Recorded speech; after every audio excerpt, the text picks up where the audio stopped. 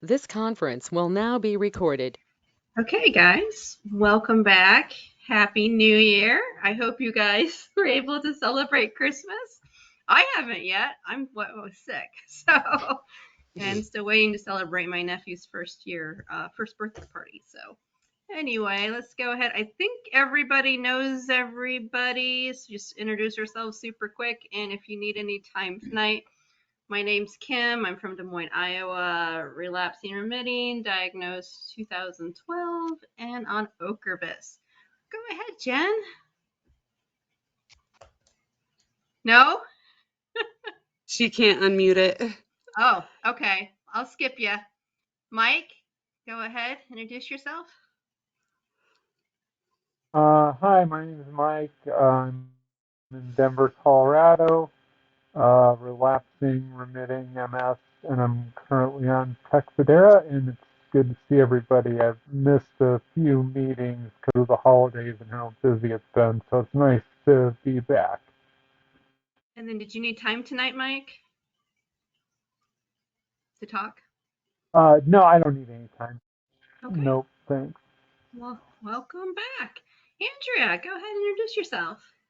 Hi, I'm Andrea, relapsing remitting 2012, not currently on a med, Kill Devil Hills, North Carolina. And Did you no, I need? don't need any time. Thanks. Okay. Christy?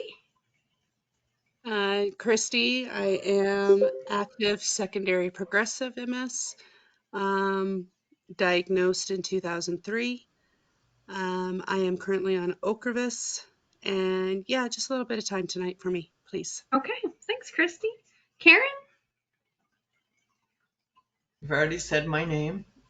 So I'm in Oakland, California, primary progressive since 2019, but more like 20 something years. She's unmuted. Did you need any And time tonight, Karen? no. Okay. Okay, Jen, go ahead and introduce yourself. Hi, I'm Jennifer. I hate this fucking disease. I have secondary progressive MS. I'm sorry to use terse language when you haven't heard me speak and I'm like busting out the F-bomb. Anywho, I have secondary progressive MS. I'm currently taking Rituxan, and it's super good to see all your smiling face. Did you need time tonight to vet, Jen? No, but no, but I'll chime in periodically, and I won't use salty language. It's okay to use salty language. Oh, please, I'll Use. feel at home if you do. Hi. Frank's not here. Okay, go ahead and introduce yourself, John. Is John still? Yeah, you're still. Okay. Yeah. Everyone moved Hi, around on screen, so. hi, I'm John. I'm from Big Rapids, Michigan. I was diagnosed in 2016 with relapsing remitting. I'm on Zeposia, and I think of swear words as just seasoning on top of your speech. And I think Jennifer knows how vulgar I can be. I think same with Kim. So that's just how I express myself. Thank you. And I do need time tonight. Duh. All right. Thank you, John. Louie, go ahead and introduce yourself. Hi, I'm Louis, from San Antonio, Texas, with relapsing remitting since November 30th of last, or 2020, what year? Not this November, the one before, and Ocrevus, yeah. And then, did you Ha- need time tonight, Louie? Maybe just a sec or two. Okay, cool. Happy belated birthday, Louie. Thank you, thanks. And then Carmen from Canada. We have the international crowd tonight. Go ahead and introduce Mm. yourself. Hi, it's Carmen from Kelowna in Canada, actually. But Kelowna is with a K. Anyway, Which remind me which province again? I always British forget. Columbia. I'm on the West Coast. I'm not on the West Coast, but in British Columbia, which is You're BC. Okay. Yeah. the westmost province. Yes, hi. Nice to see everyone. I have primary progressive. I was diagnosed in 2014. I'm on ocrelizumab, and I also hate this fucking disease, and I will swear because it fucking sucks. And I would like a little bit of time, please. Okay, excellent. Thank you, Carmen. And Tim, go ahead and introduce yourself. Hey everybody, I'm Tim. I was diagnosed with CIS on 3/18 of 21. That had seemed to have now progressed to something else. So yeah, I'll need a little bit of time later on. And oh my virgin ears, I didn't know this was cursing class. Tim, since you're on the East Coast and you tend to have to leave us earlier in the evening because you work and you have young daughters to put to bed, we will help you start off. I always feel bad when we have to skip you because you leave and then we haven't gotten to you yet. So go right ahead. It's no worries, no worries. So, yeah, where to start? Okay, having an MS moment. There we go. So, I got my yearly checkup on the 3rd of this month, and everything is, you know, going okay. I got some steroid injections in my L4, L5. The pain doc knows about my illustrious encounter with the LP. And he said, well, you know what? I think the LP probably aggravated your MS. And so the steroid injection is supposed to help with the back pain. For about a week, it hasn't really done anything. And just like yesterday or the other day, yesterday or the day before, my back has been not hurting at all. So I'm like, oh, so maybe my MS is, doesn't like people touching my spine. That could be what it is. I don't know. But when I was meeting with my MS team, my MS specialist and all that, they were like, everything is status quo, everything is good to go. And they kept on saying relapsing, remitting. And I was like, I thought I was CIS. I mean, I'm the one with the MFA, not the MD or whatever they have behind their names. And they're like, oh, no, you're relapsing, remitting. And I'm like, oh, okay. So I'm processing that as we, since the 3rd.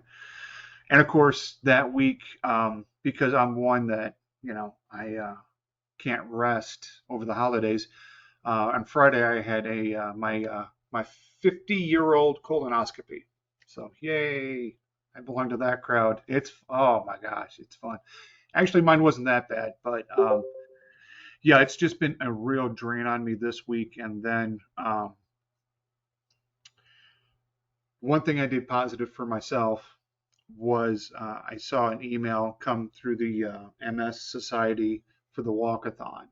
And I did it last year, and I did it by myself last year. And I was like, oh, what the heck? Let's go ahead and sign up for it. It's not until August. No, I'm sorry, not August. The month before June, May. So I signed up for that, and I put it on my Facebook page, and I was like, $100, blah, blah, blah. I threw in the first 20. Within a half hour, it was at 200. I was like, okay, cool. That feels good for me, I like to, when I'm getting down, beat myself up about this disease. That's something I like to do to bring myself back up. I'll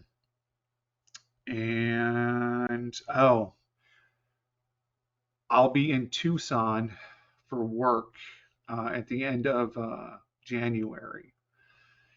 And that was one of the big things that me and my MS specialist had to talk about. is, can I travel? Is it safe to travel? With the new variant out, whatever variant it is. And, she was all, yeah, you can go ahead and do it because I forgot to tell everybody what I'm on. I am on, and I get paid $1,000 every time I say it, Abagio. And I'm also on amantadine, and I'm trying to get off of the gabapentin for my back, but with the steroid stuff, that's working out pretty good. But anyways, I brought up the whole travel thing with her, and I'm all up to date on all my vaccines, and I wear a mask everywhere. And she's like, "Listen, we're all going to get this new variant. You're on the lowest medication that we have that affects your immunity. So, I mean, yeah, you have a higher risk than other people to get COVID and to have, effects from it, but not that much of a higher risk. So, I was thinking I was at a much higher risk, and she's like, nah, you're not as high a risk as you think you are. So I'll be down in Tucson for the 26th through the 29th. And a bit of good news with the job is that I walked into this job right before the pandemic, literally right before the pandemic. And when I got the diagnosis, I let my boss know, and she was wonderful. Of course, she's moved on to a different agency, but my new boss knows about it too, and they've been extremely accommodating. But a new job I'm going to be taking on is doing podcasting for our agency, which means most of my time can be spent right here, here in my little office. And I only have to go into DC maybe once a week, maybe twice a month, something like that. So, I'm just kind of riding high on that kind of stuff. But yeah, I guess my biggest thing that I'm struggling with is, okay, so I was CIS and now I'm relapsing remitting. So, and I've been here, for a long time. Well, for me, it seems like a long time, but I'm not 100% sure. I kind of get what relapsing remitting is, and I don't get what it is. So that's kind of Well, what I'm most of the struggling. literature is about that. Yeah, And it is. Well, and but CIS usually was goes anybody into. CIS? Yeah, I mean, have you met anybody who was CIS? Has anybody I else was come through? I was CIS. A I long mean, time all ago. that is waiting for something else to happen before you get the full diagnosis, right? So to my knowledge, clinically isolating, CIS stands for clinical isolating syndrome. So usually that means you've had like one incident of it, because multiple sclerosis is multiple flares. So it sounds like Tim has only had one flare before, but now the doctors think Right, that you've had another flare. So now we're like, okay, now you have the diagnostic criteria of having multiple sclerosis. right. That's my understanding of it. That's really the only difference. And I mean, from what I've seen from relapsing, remitting versus progressive versus this, that, and the other, it's all MS. It's just sort of how it presents clinically. And I mean, you guys can correct me, but I don't think you need to get too hung up on what they call it. Mhm. Yeah, Right. because It's just a diagnosis now. It's a confirmed diagnosis. Where CIS, like Kim was saying, it was that one isolated incident, and now that you've had an additional flare-up, it's now moved you to relapsed remitting, which is an official diagnosis, which also will give you more benefits for, like assistance Mm. for stuff that you need. So that's exactly where I think you should have started with at least relapse remitting, Mhm. so that way you could have this time for your brain to adjust and for your thought process to really like accept Because right now with CIS, you still had hope that you were going to remain in CIS. And I think that's, to me, a bullshit diagnosis, Right. especially when it comes to MS, because everybody's different. And yeah, you may have had that one flare up, but who's to say that you weren't going to have a second? And it's only been, what, a year and a half? Yeah, it's been about a year and a half, and the Yeah, flare-ups happened just right before the diagnosis. They literally happened the December and the right, January before the diagnosis. So yeah. You mean right. then or So, this year? Did you have another flare up? Did you have a flare up?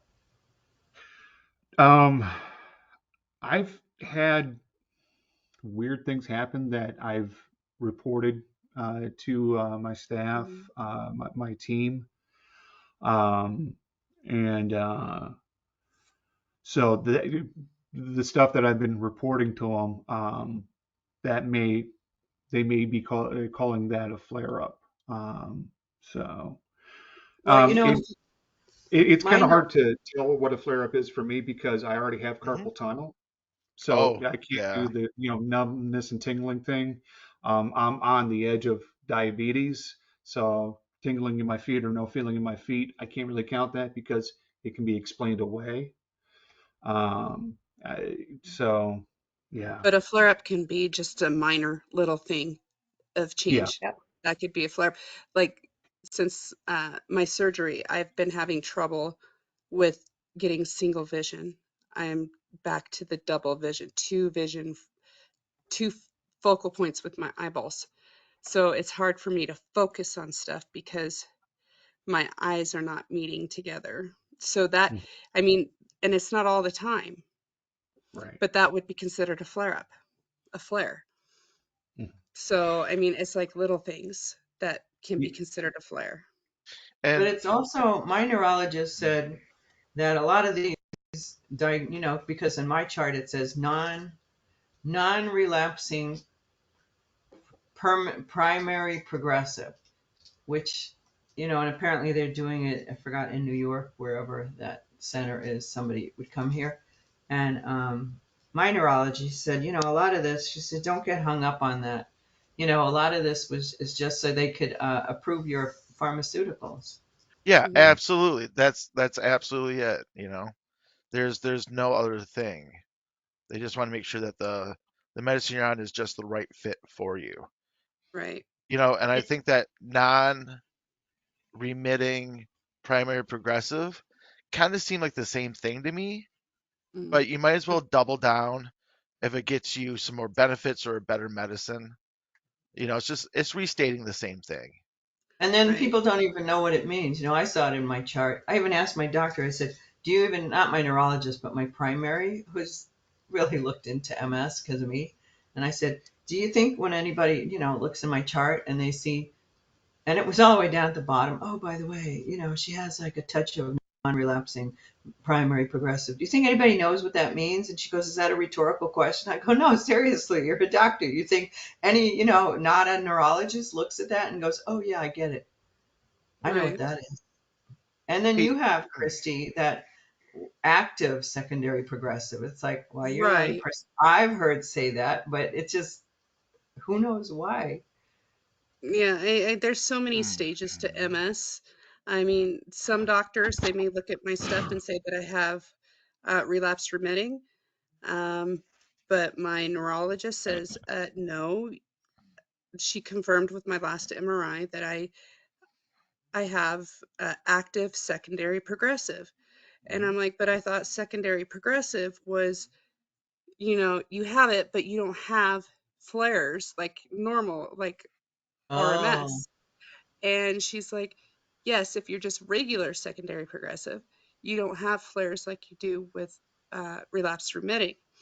She was like, but you have active secondary progressive. I was like, I told her, I've never heard I go, Dr. Anzalone, I said, I appreciate the diagnosis, but what the fuck is that? And she just so looked at me. Let so me just show you a little oh, grid here for a second. I was And just I gonna apologize. I am a crappy drawer, okay? good, even better. Crappy drawing. Okay, so relapsing, remitting. So this dotted line is your normal. That's your baseline. So when relapsing, remitting, you have a flare. So you're losing some sort of functioning. And usually when you first start out, you'll go back to normal once you're over your flare. And you'll start, you have flare, have all this time in between flares. It could be 6 months, it could be 5 years. And then you have another flare and you lose and then you kind of go back up to baseline. Now, with time, if you have potentially more damage, you may not make it back up to baseline after multiple flares, okay? So progressive is you don't go back to baseline. You tend to usually just have continually decrease. You don't get better. And progressive usually tends to be slower, where the dysfunction is slower with time. Not everybody. If you're active, then it would be going faster. So that's the difference, because relapsing and remitting, you might be regaining some function after you have a lapse. And the gaps between flares could be weeks, months, years. So does that help anybody at all? Yeah, absolutely. Primary progressive is if you start off with your diagnosis as you had no relapse remitting. You just went straight to the gradual decline. Secondary progressive is that you were lapsing and remitting for a while, and then they flipped you to progressive. Yeah. My neurologist is of the opinion that I probably had it more than the 20 something years that I reported Sure. symptoms. It's not clear cut. And who has not come here? And if you know anybody else who has MS that doesn't say, they said, oh, it's in your head. I don't think it's this. I don't think it's that. Oh, you just have, a back pain. Oh, you just have, you don't have optic neuritis. Okay, but Christy, I don't know. You didn't know that there's two moons. I have the same thing. I look up at the moon. I'm like, oh, there's two moons up there. And I, Right. it was like, well, you don't have optic neuritis. It's like, yeah, but I have like double vision in my left eye. Well, you still have 20/40. You could still drive legally. It's like, well, gee, thanks. Tim, I had a Hey, question for Tim. you. Oh, shoot. Sorry. When I was diagnosed with CIS back in January of 2002, I don't remember quite, but I remember them telling, and this is a memory, so it may not accurate, but they said the chance of you developing MS in 10 years is between 10 to 15%. Did they tell you any kind of stat like that when you were diagnosed with CIS about what likelihood you would develop into MS at all? Well, the when the initial diagnosis came down, it was done by a resident who wasn't even in the MS special. I mean, he was in the neurology department. It's a general I think, neurologist, yeah, resident. just general Mm-hmm. neurology. Um, and I think that when I actually, said, you guys are fired, and they moved me over to the MS specialist. Um, and this is the second time I've seen her. This year, once a year, and I'm seeing, the relapsing remitting stuff. I'm thinking that, with the history that they took, they were just like, okay, well, we're gonna, be. I'm thinking now they're just covering their bases, saying, okay, you got it, but we're not sure if it's relapsing remitting. So we're just going to say CIS, but they did say there's an 80% chance that it goes to relapsing remitting. And I forget the amount of years that they said, but they said more than likely you're going to end up with relapsing remitting unless you die first, and then then you're all good. Yeah, But they put you on medication, right? yeah, they did. Yeah, Right. Hey. 20 yeah, years ago or so, they wouldn't put you on Mm. medication in 2002, but I think there might have been maybe 4 drugs at the time too. So go ahead, John. I yeah. know you've been wanting All to. right. Uh, Tim, I have a question for you. I have three answers. All right, good. So, what three words went through your mind when they changed this diagnosis? I can tell you the three that were in my head: shit, fuck, damn. Well, see, that's my virgin ears. That's my Yeah. virgin ears right there. I All right. can't deal So, with that. I'm kidding. shoot, frick, darn. I, So, Tim, I've how's your worked. where's your head? Like how are you? Is it jumbly up here? I don't mean like in an MS way, but how are you doing like emotionally, dude? I want to make sure you're good. Oh, emotionally, I'm okay. I just turned 50 in December, I remember. um, and so that's why I had the colonoscopy, and that's why I had the AARP application, which I promptly threw away. I'm like, I'm not old. I'm not doing this. I don't need 10% off at breakfast anywhere. I'm good. I'll wait. I know I'm a young spring chicken. I got it. Hmm. But no, I'm mentally I'm okay. The good thing is I'm very busy. Yeah, Um, yeah. and my one of my twins, Genevieve, she's been getting up like 2 or 3 in the morning with nightmares for the past couple of nights. So it's a little of exhaustion mixed in with being busy, mixed in with, hi, we're gonna rip up your old CIS card and give you a relapsing remitting card, and here's your AARP card. So it's just all kind of hitting at the same time. But And mentally, I'm I okay as long as I'm busy. I'm good. Okay, and I would just like to talk to you about diabetes real quick. Yeah. Um, when I first went in to figure out what this numbness was about, my doctor was like, "Are you diabetic?" I said, "I don't think so." Turns out my Hmm. A1C was 9.4, which is, Ouch. ooh, yeah, that's Yeah. Yeah. effing high. I could blame McDonald's or I could blame Coke, but I think God would just smite me right where I stood with like I don't know, a Twinkie or something, giant Twinkie. And then 3 months later, it was down to 5.4. Hmm. And then we're like, oh, you saw these foot pains? Then that went to MS. So combining MS with diabetes is really tough. Are you type 1 or type 2? Are Well, I you was type 2. pre? My A1C is it was a little bit high last time I checked it. It was 6.2, That's not and my terrible. yeah, no, that's not bad at all. Yeah, I'm usually at 5.8, 5.7, so I'm like right. I'm skating that line yeah, right there. I'm not yeah. on any. I'm not on metformin or anything like that for it. So, Okay, and I'm seeing a podiatrist every 6 months, so nice. to check my feet. Just wanted to ask those questions. Thank you, Tim. I Yeah, appreciate you. yeah, absolutely, absolutely. But that's me. That's all I got. Hopefully, I didn't ramble on too bad. But yeah, I am good. So thanks for letting me chit chat with people that understand. It's important.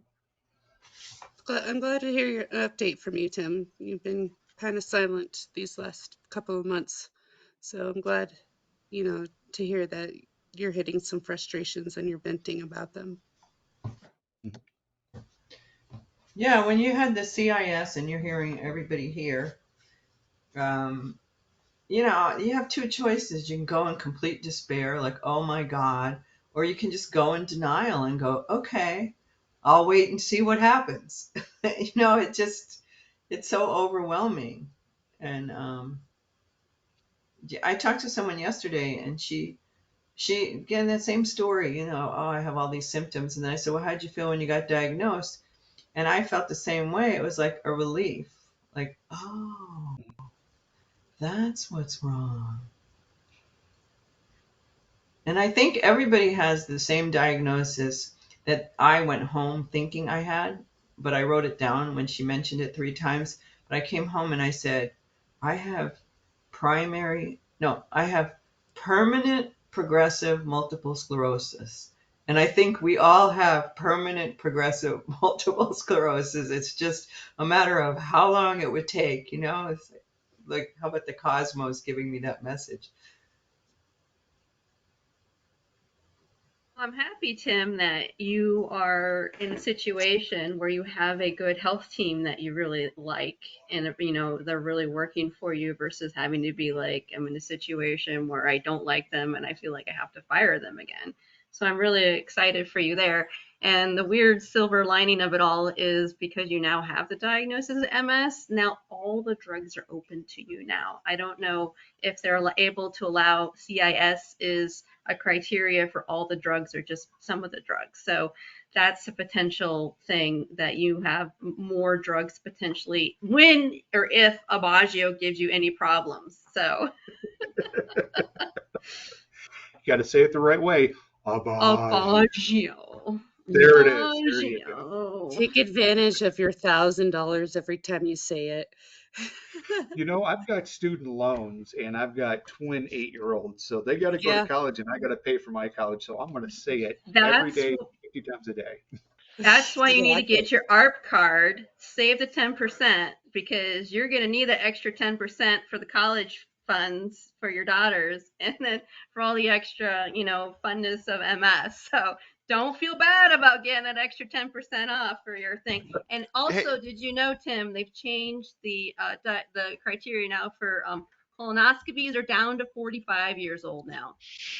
So I have to start doing it in a couple years. I can't wait till I'm 50. I have to start. She's like, oh, by the way, I know you're not there yet, but soon, 45. hey, Tim, I've got a Mhm. way to pay off your student loans for the kids. Hello, Abagio. Just every time you answer your phone, just like, even if it's like, your neighbor or whatever, like, Abagio, and then you get your 1,000. Okay, Tim, That's thinking.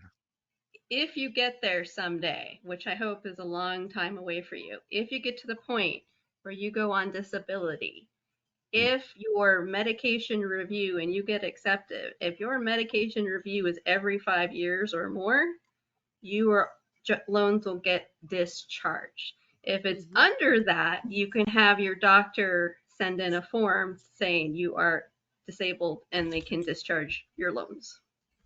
So just to let you know that. Oh yeah, cool beans, cool I did beans. not get my med review is every 4 years, and they said it doesn't matter how long you're on disability. Since it's every four, we will not discharge your loans. However, you get your doctor to fill out the form, and then we'll see. And then he filled it out, and boom, a month later, they're like, your loans are discharged, but you're on like a probation period of 3 years where I can't make, I don't know, it's like 2 times the poverty, like $19,000. I can't make more than like $19,000 a year for 3 years or something, or they'll Mhm. kick me back off. Like, which is not I'm not raking in any money. I'm on disability, but they do have you on probation for like 3 years. And then if you're not like winning the lotto, I did not win the 2 billion lotto last month. They will permanently discharge your loans after that probation period. So Gotcha. It's back just up to 1 billion now. So Yeah. Oh, no really? place like Did you the know. okay? Total side note, totally off. Did the person ever claim it? I'm from Yeah, California. yeah. Yes. That was Powerball. Now it's Mega Millions. That's Okay. over 1 billion. All right. Just curious. All right. Anything else anyone wants to say or discuss about Tim and having his diagnosis changed from CIS to relapsing remitting? No, thank you. Jim, I Oh, we don't know. need to introduce Mike. Yes, let's introduce you, Mike, since you came on late. Go ahead, introduce yourself. Well, I have computer problems, um, Well, we're glad you're here. and tonight is no different from any other night for me. Um, I'm from Arizona. I live near Rick. He's a good man, good friend. I've had MS since '97, but I was actually told in '91 by Eastern European uh, doctor at Kaiser that had a condition. I thought it was related to a trip I took to Africa or something. And she said, I'm going to give you an MRI. And I said, go ahead. And she called me a couple of days later and said, are you sitting down? And so I sat down. And she said, I need to tell you, you have lesions on your brain. This is in 1991. You have lesions on your brain, and I think you're going to have MS. I had no idea about any of that, and I just gotten back from my honeymoon, and this is where my thoughts went. So the difference between that time and I knew it was coming. It hit me in '98 or '97. Yeah, it hit me in '97, and like a ton of bricks. And I knew I had an MS, so I grabbed a phone book and looked up neurologists and went to see the nearest one. But it can take. I had the symptoms since '89. So it could take 10 years before you're in between. But I don't know what CIS is, Tim, if you can help me with that. So CIS is I think like Kim explained it really good. It's like having one flare up. Um, Oh, it's an isolated incident. They did MRIs on me, and yeah, I had lesions in the head, in the neck, not the lower back. Yeah, not my lower back. But yeah, so basically, it's just you're waiting for the next one to happen, for the next flare up to happen, and then it's seeming like then that goes into relapsing remitting. thanks for that info, Tim. Yep, you got it. And then, did you need any time, Mike, to talk tonight? Well, I want to mention an email I got. Maybe some of you have gotten from Costco saying that good news. A lot of their drugs are on discount, and there must be 200 of them. Um, if you, unfortunately, I looked up all of the MS drugs I could think of, and none of them are on there. But if you need other drugs and you have in your Costco, you might look up their pharmacy and see how they can save you 10% or 20% or whatever. And Kim, you did a great job explaining earlier. Right? You are really good with the charts. Oh, thank you. Thank you for my Yeah. bad drawings. But you made a great point, Mike, that you can go to any pharmacy. It is illegal to require you to have a membership. So if you want to go to Sam's Club or Costco to get your prescriptions and you do not have a membership, you can go. It is illegal to require a membership. So if you want to get through, also, if you want to go check out a Costco because you've never been to a Costco before, you just say at the door, I'm going to the pharmacy, and they'll let you right in. Okay. Don't do that on Sundays because the pharmacy is closed on Sundays at Costco. But I just want to let you guys know that at least in the US, I don't know about you, Carmen, in Canada, but you guys also have a whole different level of healthcare difference there. So yeah, so you can use Costco for your prescriptions if you don't have a membership there. Kim, No. just on that note, I just was listening in on thinking, how much do you guys pay out of pocket for your medications? Like, is it all on you? Well, all of us have to have some sort of help or insurance because most of our drugs are too expensive. So, just an example, I won't use my IV drug because that's just a little insane. But when I was on Gilenya, the daily pill, the cash price would be $8,000 a month. Mine was So, close to 9,000 when I okay. was on Gilenya a month. Okay, right. You switched later than I did. Right. So no one, unless you're a millionaire, has that kind of money every month. So all of us have to have insurance that has co-pays, or we're in the US, if you don't have government insurance, i.e. Medicare, Medicaid, TRICARE, which is the military or like federal or state insurance, you can have what they call like patient assistance, where they can give you coupons and vouchers to bring down the cost of your out of pocket. Once you get on something like Medicare, like myself on disability, those are no longer available because that's considered that you're trying to lure people to your drug and it's illegal. So you can get drug from the drug companies, but now they have to give it to you completely for free. They can't give you at a discount anymore. So you can get like the whole infusion for free.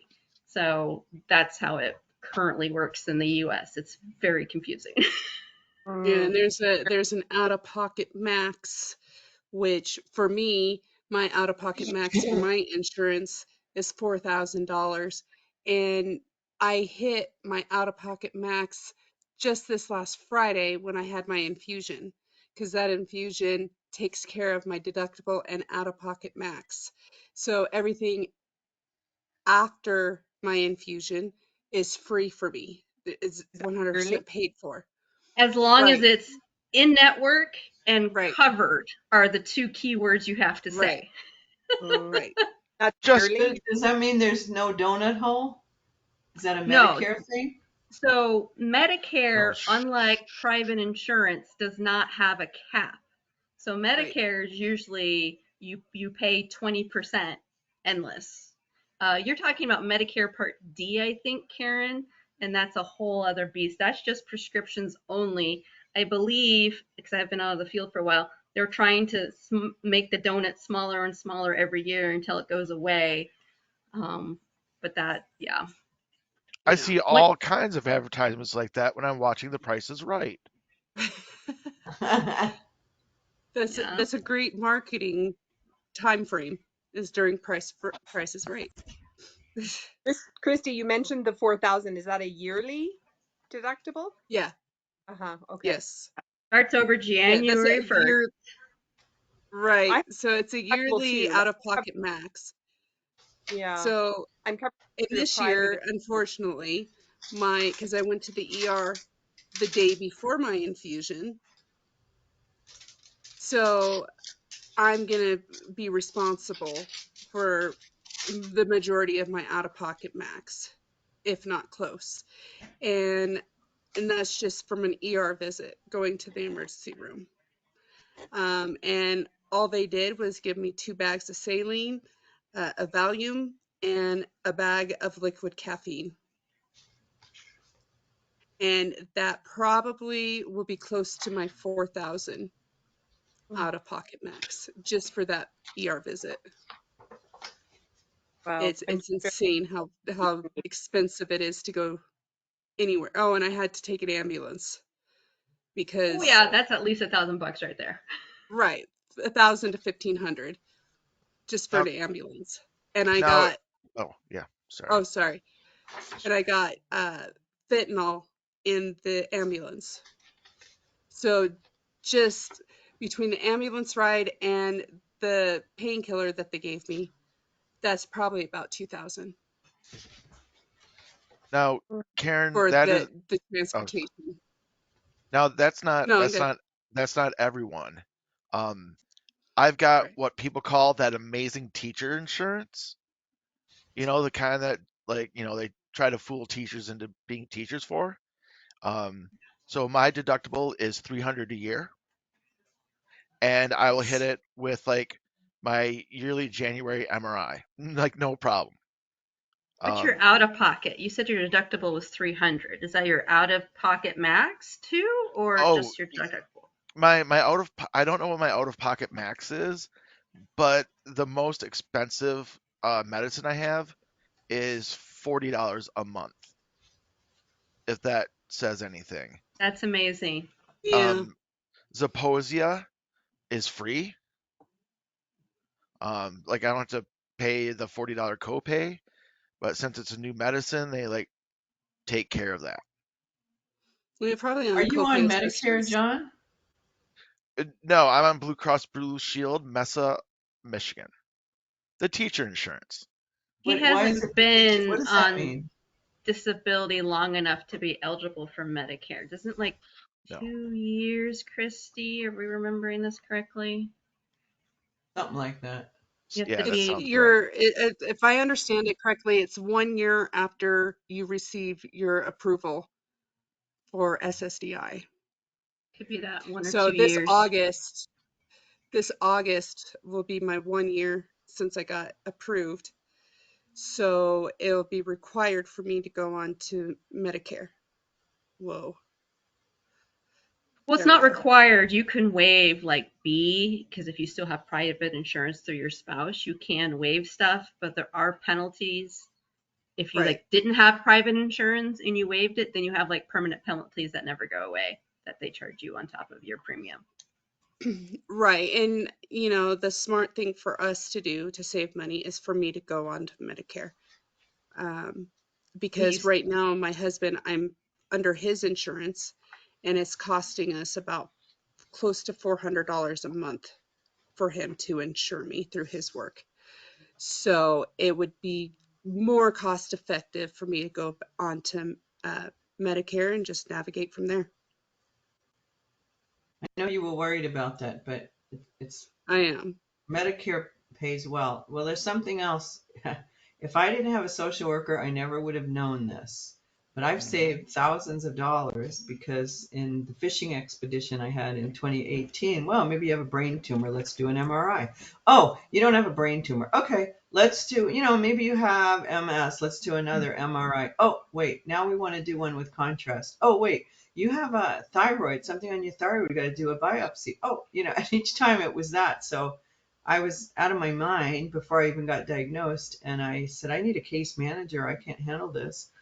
And my doctor said, we don't have them. I said, well, what about a social worker? And she called me the next day to tell me, I even confirmed it like 2 years later, to tell me why she can't help me. And I said, I told her my income and I've had $1,000 in copay. And she said, do you know you're eligible for financial medical assistance? It's pretty generous. It's a Medicare mandate. So I think in California, I don't know the number, but it's sort of like if you make less than, I don't know, 48,000, maybe 52,000 a year, you can get your copays. I never pay copays for anything anymore. And I looked Right. into that and I said, hey, but I looked it up and it said you had to first spend 10% of your income. And I was making like $25,000 a year. So that means I got to spend $2,500 out of pocket. And she goes, no, no, no, that's a different product line. They don't want you to know that. But it's a Medicare mandated thing. So anytime you get on Medicare, find out, if. Well, it's hard because I have my husband's income too. So technically, I Sometimes don't it know. depends. Sometimes it's just your income. Sometimes it's both yours. It just Right. depends. Yeah. So yeah, and that's just one thing I'm going to have to navigate through Yeah. And once. it's not just for you, it's for anyone, as if you're going to remember that. But, when you're hitting your head against that wall and you're like, oh my God, and I foolishly paid all those co-pays and I said, well, can I have my money back? They said, no. If you hadn't paid them, we would waive it, but now you can't have your money back. So I'm like, Well, I want to make sure we get to everybody that wanted to talk tonight. So let's bring it back around to John. Are you still there? I am. Okay. Did you want to share what you wanted to share tonight? Yeah. So, insurance, right? We all love it. We all need it. It's cheap, all of that kind of stuff. I've been waiting for about a month and a half to hear back from insurance about my power chair. Last week I got the phone call that it is approved. And out of pocket is looking at like $0. But Nice. something I know, right? It's going to be orange for MS awareness, and I'm going to sticker it up. I might put some curb feelers on it. It goes 4 miles an hour. In my best days, I could not walk 4 miles an hour. You know, um, but even better with that was Melissa and I. Sorry, Melissa's my wife. Melissa and I spent like an hour on the phone with her insurance because we were held up because I was tagged as a catastrophic medical emergency because my chair, I know catastrophic. I love it. Um, but it was such just like a giant line item that it got flagged and had to be reevaluated. Um, so it should be here in like a week or two. And I'm excited to change all that mobility stuff. Jennifer, I'll be over in 2 days. You have 4 miles an hour. I have to rest to charge up and stuff, but and then Maybe I'll meet you halfway. Remus, right? That's about Yeah, halfway. absolutely. Um, and then So another is that thing. an EV, John? What's that? Is that an electric vehicle? No, it's a power wheelchair. Oh no. Okay, yeah, electric vehicle. Just put out my solar power flaps, and I'll be good to go. And then today I had my pain management for my back and my elbow, and we just kind of took a step further for how we're going to manage that pain. And I've been told that the best way to manage my back pain is to give me a shot of steroids right in my SI joint on my hip. And I was sitting there like, can I do it now? Or do we have to wait? And just because in his office, his like table is 3.5 to 4 feet off the ground. So he's like, do you think you can get on that table? I was like, no, I don't think you can get on that table, you know? So I'm going back next week. We're going to do um, the gel and the baby ultrasound. Got it. Got there. Ultrasound, and they can get it right in the right spot. So that's that's pretty exciting to me. But it hasn't all been like sunshine and flowers. Sunday night, Melissa's dad had a stroke. They called it, I think, a TIA, which is just like a mini stroke or whatever. And he's feeling a bit better, just a couple days later. But I've never had to console Melissa so hard, so it's like a new experience for me. You know, it's weird to be mid 40s and still have your parents around. At least I feel that way sometimes. It's like the roles were reversed for you guys. Yeah, it really was. But, all the strength I have from MS and all the things that I do to be powerful with MS, all the bullshit that we lie about all day long, I was able to help Melissa through it, get a smile on her face. And the biggest thing that she's worried about was, will her dad wake up the next day? And he did. He's good. He's recovering very nicely. But wow, that was a different experience for me. You know, like the shoe was on the other foot. But she said I Did did it okay, so yay. did it feel good, John? Did it feel good to be the strong one for once? I'm right Yep. there with you, yeah. Well, I'm sorry for Melissa, but I'm happy to hear her Yeah. dad's doing okay. Yeah. And from what we've gathered just the past 2 days, once he gets on, like, I think it might be a blood thinner or whatever the typical post stroke medicine is on, he'll get that and he should be full recovery. Good. And that's great because you can't keep that man off of his feet. Last summer, he shoveled 10 square yards of pea gravel and like 20 yards of mulch by hand, little shovel into a cart, hauled it around, dumped it, went back for more. I don't think he came inside all week. So the fact that he can't like have that must be just destroying his brain right now. So I'm gonna send him a get well card. It's probably gonna be something really cheeky, like I do. But yeah, it's been a pretty cool week. I feel bad for Robert and for Melissa, but it sounds like he's doing okay. And I told her, you don't have to bear all the weight of the medical stuff. Like I'm getting a power chair, so you won't have to push me. You won't have to load this chair into the back of our small car. Like, boom. And Jennifer, we are going to have to talk about how to get the ramp or the power chair attachment for the car. Because Yeah, you're my local yokel. yes, absolutely. I was going to ask, is your house, and you have ramps. I've seen that your house is pretty accessible. You'll be able to drive the ramp or drive the chair in your house. Yeah. So one of the things that our catastrophic emergency brought down was we now have two caseworkers for doing stuff, and an OT is coming over next week, and they're going to try to spend some money on getting the doorways set and the maybe redo the bathroom, which sucks to try to get that little step up some most days. So I was just really, really happy that, well, Karen asked earlier, what does it mean with teacher insurance? In Michigan, teachers are well known for having amazing insurance. Like just top not insurance. Um, so yeah, Melissa's job, she's got tenure and she's set, and so we just have this stuff that we have to do. might as well take advantage of the money we've been paying in. So yeah, Yeah, definitely not having to pay any copay because I'll have to pay 20% on any durable medical equipment. So that's pretty amazing. yeah. And luckily, if there is any fee for the chair, I did a fundraiser earlier last year to build the ramps and everything, and we still have enough money left over to defray that kind of a cost. So that's nice.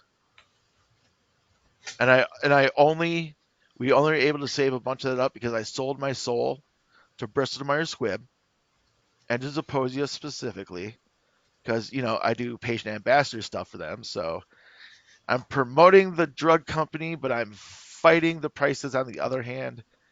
With Jennifer down in Lansing, Michigan, which this year I'll be able to participate because I can roll around and we're gonna Yes. race. We're gonna That'll, race. that'll be incredible to meet you in person, John. It's about time. Absolutely. All right, that's really all that I had to say for the evening.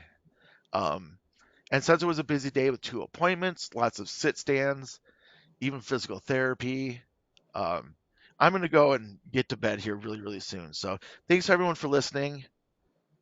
Thumbs up, chins up. Another day, right? Another day is tomorrow, and we'll all rock and roll through it. So bye, everyone. Love you all. Bye. Bye, Bye-bye. John. I do love the thing that John made a comment on. Like, one of the side effects of having MS is that you grow so much as a person. And then when you're dealing things like dealing with his father-in-law's TIA, he kind of has some idea and kind of used to everything. And so he's actually quite an asset in that situation and very helpful. And I just think that's a really cool thing. It's like MS is not fun and it's expensive and it wreaks havoc in our life, but it also can bring positive things like being able to be very helpful to people and having more compassion and empathy and understanding of what they're going through. And so that's one thing I think is, You guys are familiar with Dr. Bieber, right? On yes. YouTube. He has a book you can get for free, the Kindle edition on Amazon, and it's called Resilience in the Face of MS, and it sort of talks about how people learn resilience basically from just the things that they go through with this disease. It's something we But don't we kind of skip over, and it's like you get some powerful stuff dealing with this stuff every day. It doesn't you don't get like real big vacations from it. So it's a pretty good book if anybody does, it's like I said, I've just got a Kindle reader and I just let who, I can't say her name, just read it to me at night as I'm going to bed. But it's decent for that. Um, Kim, did somebody else have something to talk, or could I ask one more question? go ahead and ask a question, then we'll go on to the next person. I'm gonna try to find that book and put a link into the chat. Oh, yeah, good. Um, so I know so much. I guess I was listening to Tim and he was talking about, I don't know what an exacerbation or a relapse or whatever you want to call it, what it is or how it works or when one is happening. Um, but I've started physical therapy recently and it's great. I'm feeling stronger, but like on Sunday, I could barely walk. One day, it wasn't.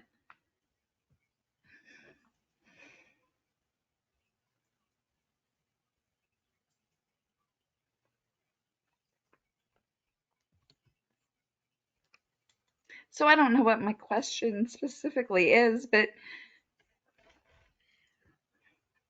I'm guessing your question, Andrea, is can it really drain you that much doing physical therapy? And my answer is absolutely. If you push yourself too much, you're going to get your ass kicked. And that's one thing I loved about my personal trainer when I started lifting weights with this guy is he knew how to work me, but not push me where I continually improve, but not push me so much that I was stuck in bed for the next 2 days. And I feel like you got pushed too far. And when you go back, you need to be like, I was in bed for 2 days and I couldn't walk. And it was very distressing for me. So can we dial it back and just be very open to that? That's what I'm guessing. So What's everyone else I think? live in a pretty remote area, and just finding a physical therapist is not an easy feat necessarily. And this guy's never even heard of Uthoff's phenomenon. And if he doesn't even know the name of it, how can he understand how it's affecting me? Right. And that's why I have a neuro physical therapist, and those are very far in between, even in my area, in the Denver area. And she knows exactly my limit. Like, she will check every like 5 minutes. Are you doing okay? Do we need to take a break? Do we need to stop for today? And she completely understands that. And that's something maybe you could talk to your therapist about.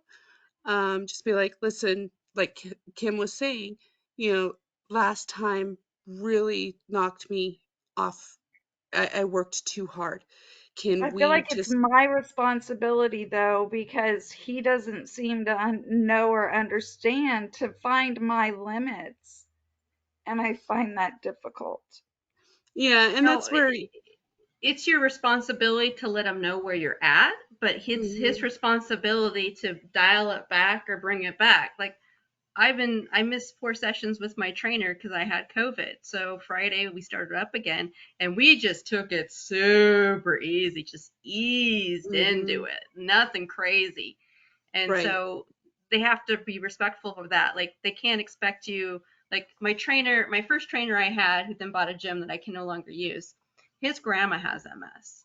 And everybody in Des Moines flocks to this guy because even though he was like what 24 years old, young dude for me, young dude, 24, he knew exactly how to tune in. He could read my body language, everything. And I was just blown away. I'm like, you're so young. How are you so good at this? How do you know this? And but he's like, none of my MS clients, none of them work an hour. Everyone's only 30 minutes, and that's all we do with my MS clients. But a lot of people like, if you do training, they'd be like, oh, it has to be an hour. But like no, dude, 30 minutes is good enough for me. If I do more than 30, I'm gonna be having Mhm, issues. So they right. just need to be. I'm hopefully as a healthcare provider, they understand that not everyone is at the same level and they will meet you at where you're at. But your responsibility is not being like, this is, your responsibility is to really express, hey, that's too much or that's too much for me. Like you have to give him the feedback, which can be very tough and can be very intimidating at times, depending on who you're working with. But and that's my trainer the first time we did it, he's like, no, it might not hit you today, but like the next couple days, what was your energy level? And for me, like usually after I was done working out with him for 30 minutes, I'd have a little energy bump where I'm like, oh, I got a little energy. This is awesome. And then I never had a where I like was worse, where I had to go lay down. And that's why he just totally blew my mind.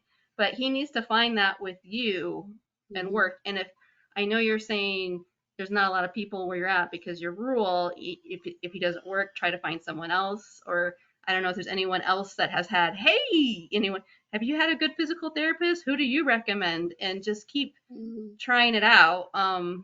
That doesn't always, as MS doctors, the first one's not always the one that works for us and I'm trying things. to get an MS group, kind of in-person MS group going in the area here. We need one more person to make it a group. That way we'll have 3 of us. Yeah, that would be Yeah, And awesome. We're Andrea, searching. the yeah, and other it, thing, it comes down to self-advocating for yourself. That's the bottom line, is you've got to advocate for yourself and look out for your health interests. And And that's just voicing yourself when you go to PT. Just tell them, hey, last time we worked too hard. We need to dial it back. Yeah. And hopefully he understands that and he gets a dialed back baseline for you, and then you can start building that baseline, but not too quickly, like normal. Is that what So it's happened, so Andrea? it's interesting is that after that I went back to PT today and I felt stronger than ever. okay, What so was it? What was it? What you had your happened? second one? Oh, You I've had been seeing him for like 3 weeks now. Okay, so how many sessions have you had with him in 3 weeks? Like say twice a week. Okay, so like 6 sessions. Okay. So the one session kicked your ass hard to walk. How are the other sessions been? They've been okay. But I've been forcing breaks, so to speak. Like he even walked in one day and he saw I was soaking wet and he's like, "Oh, you must have spilled your drink." And I said, "No, I put it over my head on purpose because I needed to cool myself down." And he made a comment like, "Oh, maybe you just need to build up your tolerance to heat." Okay. And So that's why I say he doesn't even know what okay. UTOFS is. He has no idea. So there's two kinds of people. There's people that are like, okay, 3 types. Okay. One, they know their stuff through and through. Second of all, they don't know, but they're interested in wanting to know. So if he's like, I don't know about this stuff, let me do a deep dive on MS. Good.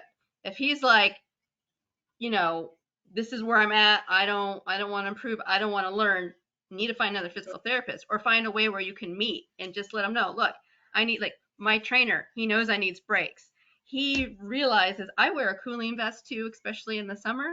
That really helps me out. But my trainer sees a huge difference in me if I'm having problems with heat sensitivity. What I can do goes down drastically. Huge Right, difference. right. Like suddenly I can't do anything. I'm drinking water like it's going out of style. I have to take breaks all the time. And he understands I'm not like lazy or just like I don't want to work. I wouldn't pay the money if I didn't want to work out. Right. But but he understands that. And then the days that I'm feeling great, like working out in the winter at like 30 degrees, awesome for me and outside in the winter. Like no one else works outside in the winter, but the chick with MS with perimenopause, heck yeah, I'm out in the winter and outside because that's the best for me for my Which heat might be why sensitivity. today was so much easier because it just cooled down and last week was really hot, which is when I was struggling, which would make Hmm. perfect sense. And I make my trainer, I have a fan, I haul a fan outside with me, and I make him hold it for me if it's the angle's not right, so I stay cool with my cooling vest and my I thing. did wear my cooling vest. We even joked that I look like Al Qaeda with a vest on, an explosive vest on. So yeah. But So sometimes you okay. got to point it out to him. Like, do you notice, like, on this day, I was really struggling? That's because I was very overheated. When I'm overheated, you have to break it down for them. If I'm overheated, everything just like slows down. It's just like molecules in the water. If it's colder, it just slows way down. You're like that with the heat. It's just hard for you to process. It's hard. Everything is hard. Those are So good tips. Thank you. yeah. So and Thank you you. do have a cooling vest. Yes. Start wearing it every time you Oh, I go. have, And then yeah. you have like a little net gaiter that you can wet too. I know it's sometimes annoying to have a wet t-shirt or something, but No, I've tried, maybe it was old or not a good one, and it just felt like a warm, wet noodle around my neck. So I now have a mental thing about those. and then does he have a fan that he can go find somewhere and blast it on you while you're working out? doing I your don't know, PT? but that's a really good idea. I did give him homework. I told him to go and Google Utah. Told him how See, to when you spell see it. him next time, what did you do it? What did you learn? And just like Exactly. look at it as an opportunity for you to educate him about Right. MS. And then hopefully, if you continue to work with him, he will become more comfortable working with people who have MS and go, oh, yeah, you guys are very widely from person to person. You guys can have sensitivity to heat issues or fatigue issues. And, this is your opportunity to like really finesse him for people who have MS and learning I things. love So that, Kim. I love yeah, that. yeah. So Thank look at it you. as like a time for you to educate him in a Mhm. fun, creative way. You got to have fun when you're doing this and keep your sense of humor, and Mhm. and it makes it more Another thing enjoyable. you can do, Andrea, I don't know if I'm Andrea. I'm from New York. I'll say Andrea. um, which I do because I can't remember anything to begin with, Mhm. and there's so many things that can affect my fatigue. Maybe I didn't sleep good the night before. There's so many things that can affect it. So I keep a note because my primary care she does whatever on me, body work, and I just keep notes because I'm not going to remember how I felt or what did I do or what affected me, what made this go like that. So if you keep notes for yourself, just to like a running text, especially something that you notice, then you could see if there's patterns because It's a good idea. Yeah. Thank you. And don't beat yourself up. If you're having a bad day, it could be a bad day. It could be because you're overheated. It could be because you're extra tired because you really pushed yourself the day before. Just like she said, like just kind of keep oh, that's why I'm getting my butt kicked today. And then just like, look, I'm really you get some days with my trainer, I'm like, I am just really tired today. And so he's aware, or like we just need to back it off a little bit today, or like, ooh, that's a little too much right now for me. And we're just always in the second trainer is not as good as the first one because he doesn't have personal experience with having a grandma who has MS, but I'm able to tweak him and get him to because I learned through my first trainer how to approach training because I learned from him. And then I can teach my second trainer how to rein it and manipulate it so I can get the best that I can at that time and that day. Does anyone else want to say anything before we go on to the next person? I'd love to say all day, but I want to make sure we get everybody that wanted to talk tonight. Hey, Kim. Did Yes. you see Eduardo? We can introduce Eduardo. Did you want to introduce yourself? Uh, can you hear me? I can hear you. Yes, go ahead. Okay. I'm trying to. My computer doesn't have telephone. I mean, a camera. So I I'm see trying. you. We see you. Well, I'm trying. Give me 1 second. This is too loud. I'm trying to use my telephone. uh, just a quick question. I want to be sure that I'm in the right meeting. Is this the low intermediate prostate cancer? No, that is the No, other room. This is the multiple sclerosis room. So you need to go to the other Do meeting you room. no. do you do Hold you know on a how to get minute. there? Yeah, hold Let on a Rick minute. say something here. Yeah, it's not the other room. The other room was a different meeting. Eduardo, you're looking for the low intermediate prostate cancer group. Yes. Okay, that meeting is on the second and the fourth Mondays of every month at 8 o'clock Eastern in this room. You came to the right place, but it's But the on wrong Mondays. at the wrong time. At the wrong time. Wrong day of the Yes. week. Now, do we have your? Are you getting Are you receiving a reminder for that group? I don't think so. because I was on the active surveillance.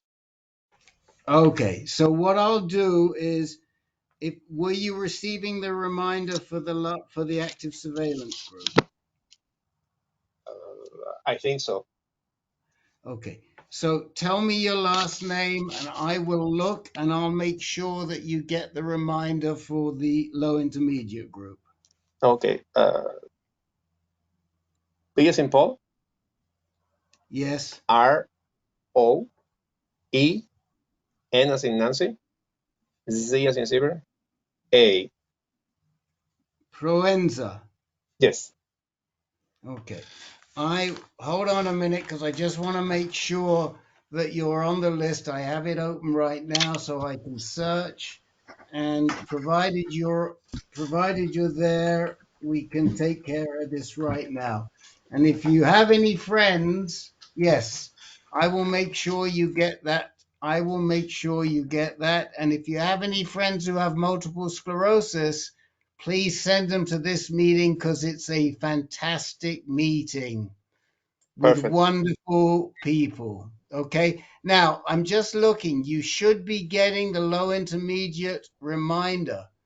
If you're not, then check yours. We've got you down for low intermediate and high risk. There was a Okay. high risk meeting tonight, but it was earlier. So that should Okay. sort you out. Okay. Perfect. Thank you. Thank you. Goodbye. Okay. Bye-bye. Hi, Eduardo. Goodbye, Mike. Okay, I just wanted to reiterate, I put in the chat the book by Brandon Bieber that Andrea was talking about that's free on Amazon if you wanted to click on that link. And then let's go ahead and swing But it. you have to. I just looked. I just did that, Yeah, did it and work? you have to have a Kindle. Okay, yeah, that would make sense. For it to be free. I'm gonna take mine back. I bought one on Black Friday, but I don't like it. But I still have it, so I just downloaded it to see. Okay, and then let's swing it over to Carmen. Yep, she's still here. Yes.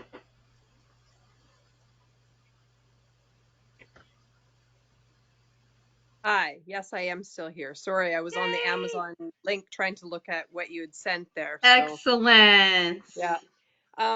Andrea, I felt for you as you were explaining your struggles with your trainer and feeling exhausted, because what I wanted to talk about was just coming to terms with the reality that I cannot be the strong warrior woman that I think of myself as, because I just constantly overdo it, and I suffer and I suffer. And it's so stupid. You'd think I would learn, but I just don't learn. It's crazy. Like last week I had I've got this chiropractor thing going on that's 3 times a week. I've got massage twice a week. I had physio twice a week.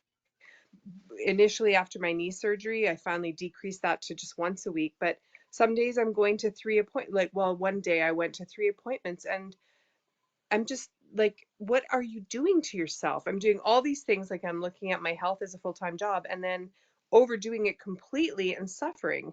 And last week I had like a very good massage, a very good physio session.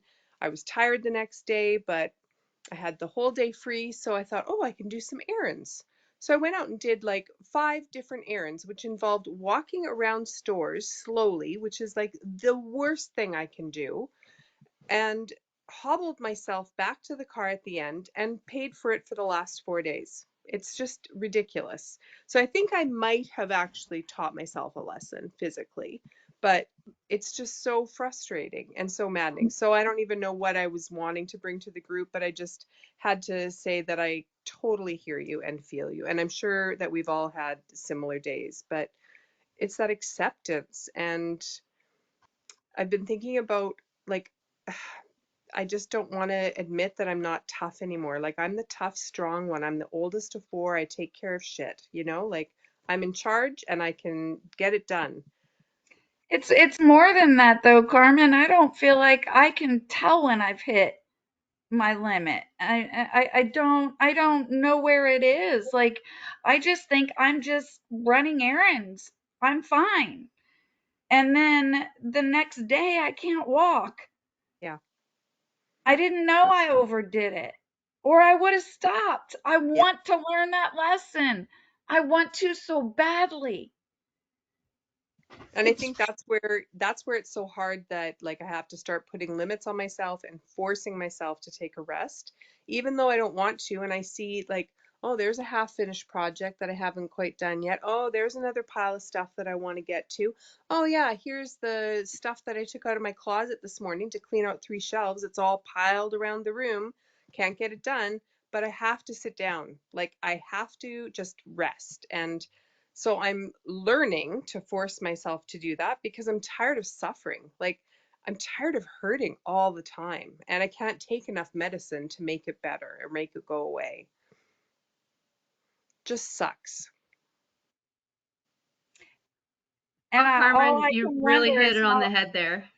how many people out there are looking at me and thinking about how lazy I am because my house doesn't get cleaned unless I pay somebody to come over and do it.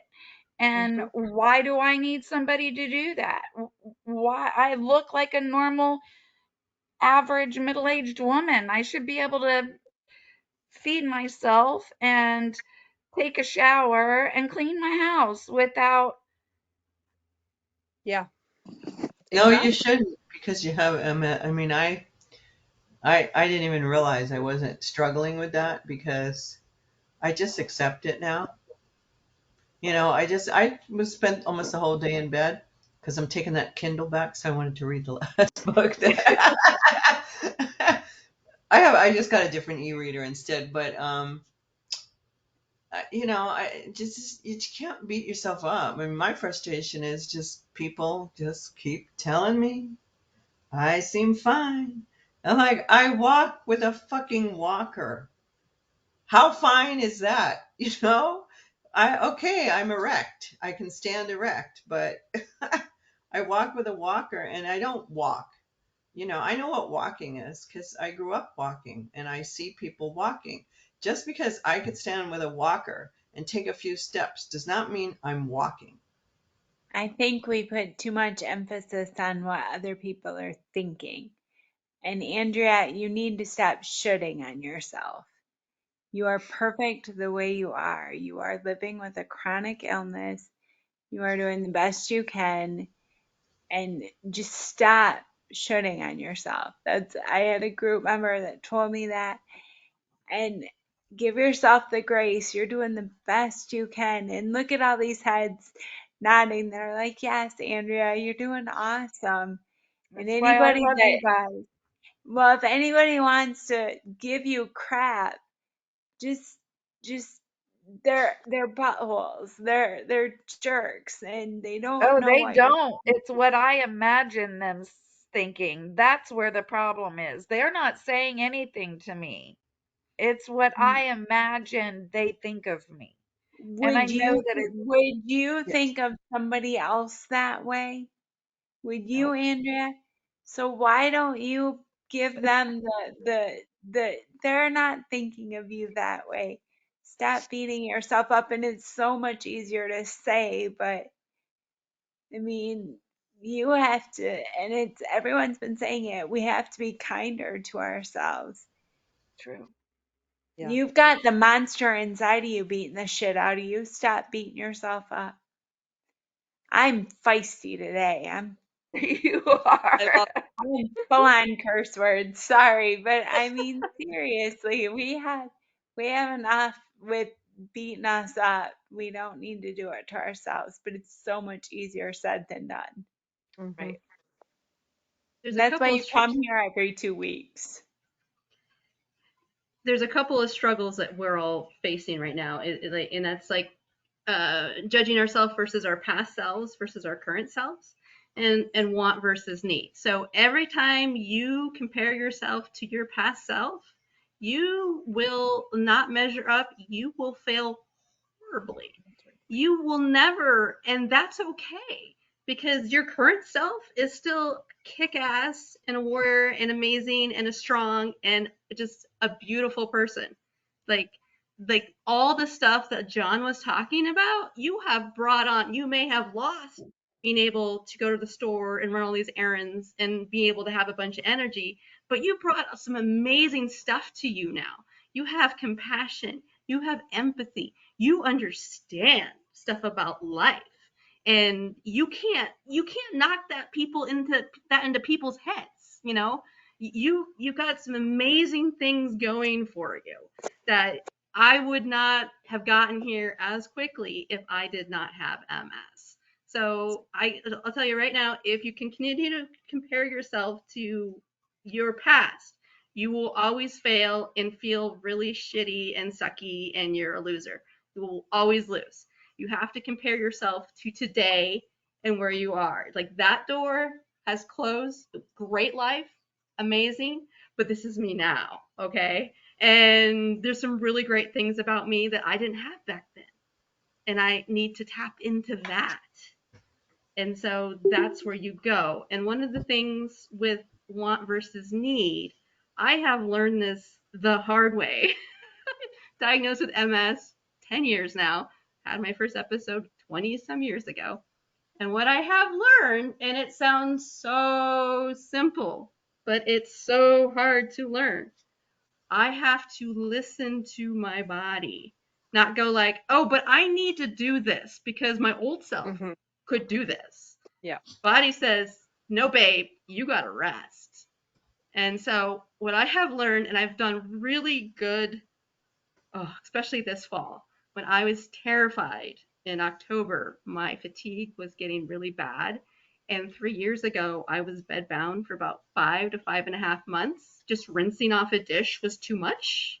Food had to be ready to eat or microwave. I couldn't boil water. I couldn't stir things at the stove. It was too much. And so I was terrified I was going to go back to being essentially bedridden because of my fatigue. And so, novel concept, I listened to my body.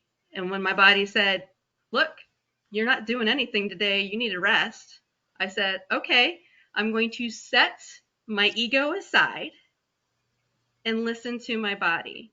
And every time I did that, it was the right decision, and I got better with time because I wasn't putting myself in the negative, in the red of my energy. Was it harder? It's easier to say than do. 100%, 1000% admit that. But I tell you, listening to my body, and I have the what's the word? I have the ability to do that because I don't go to a full-time job every day. I have flexibility in my job, so I am very fortunate in that aspect that I can do that. But it pays off massive dividends. So whatever you call it, your inner gut, your intuition, your body, whatever you want to call it. If you listen to your body, truly listen to it, it will tell you. Follow it and not go, that sounds nice, but I really have to get all this stuff done. No, you don't. And that's the thing about your new self is like, you will get done maybe 10% of what your old self did. And that's amazing. That's awesome. You got something done today. High five, tens around, that's great. But you can't be like, oh, but back then I would have gotten 10 or 20 times more. No. I have something to add to that. Absolutely. It's more positive than going, I'm not. Because what I am is, because I do that. I have to do it. I have no choice. I have to do it. I just do what I feel like doing. I don't have to go to work anymore. I don't have to answer to anybody. And I'm really into my food.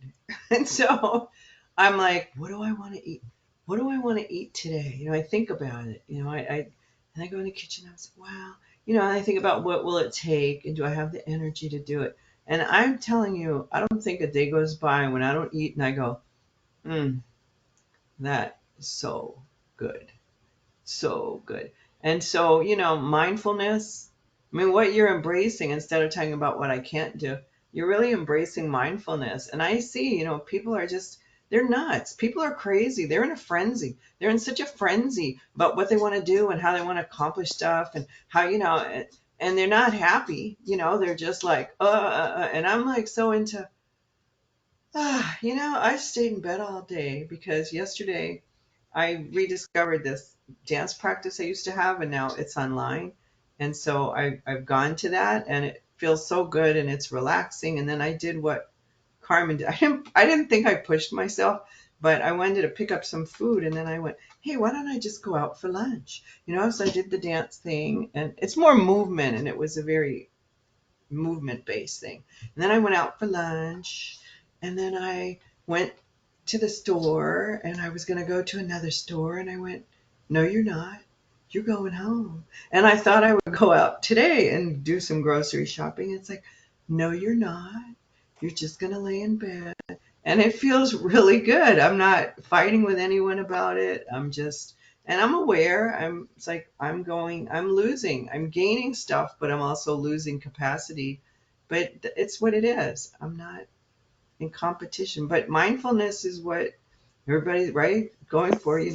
Take a bite, see how it tastes. There's a lot of Thanks, things Karen. that we think we need to do. For just a random example, some people for Christmas think they have to do photos and send Christmas cards, and like they put all this pressure on them. It's like, you don't need to do any of that. You can do photos for Groundhog's Day. Why do you have to do Christmas? Why can't you pick another time of the year? Like, make it easy on yourself. And so, I don't know. I'm a much happier, and I don't have the recovery that we were talking about where we wear ourselves out. But I understand 100% Andrea. Like, it took me a long time. I couldn't tell when I pushed myself too far.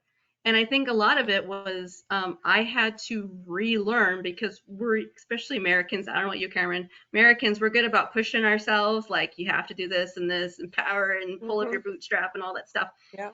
And I had to relearn, or learn maybe, to listen to my body. It wasn't an intuitive thing. It took a long time to like, how's it? How are you doing? Oh, you're tired. Oh, okay. Well, I didn't think I need to lay down, but you're telling me to lay down. Okay, I guess I lay down. So I lay down. Or I thought I was, I'm not gonna.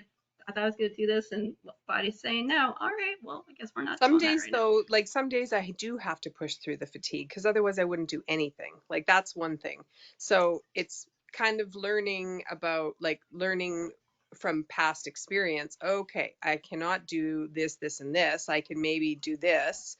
And that worked okay last time. So, and that was what I was also going to say to you, Andrea, is that sometimes it does take a little bit of time, which I'm still obviously learning because I haven't got it straight yet either. But it's like the past experiences of suffering that teach you, like, okay, I don't want to suffer again. Like I can't suffer like that again.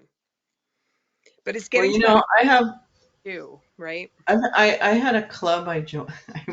I was in this women in comedy workshop, and we had to do we had to we had to create a club that we wanted to, just when people got groups, and you have to create a club that you wouldn't normally want to be a part of, and then like do a skit around that. And I've been in this club for a long time, the Lethargians.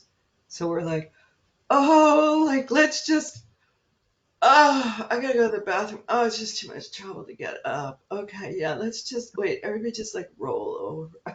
Like, I'm a Lethargian, and and sometimes I have to do that balance, because yesterday this dance practice that I done, I was going on Thursdays, but now she's doing a challenge for herself. She's doing something every day. So yesterday was mindfulness and meditation. Like, I forgot to add to that.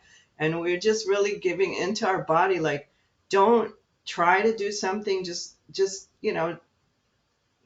let your body tell you what it wants to do. So I didn't feel like it was that active, but I think even just emotionally to participate in that, it Yeah. was it uplifted me. And then today I was like, okay, that's good, because you had that energy, and today you don't. Yeah.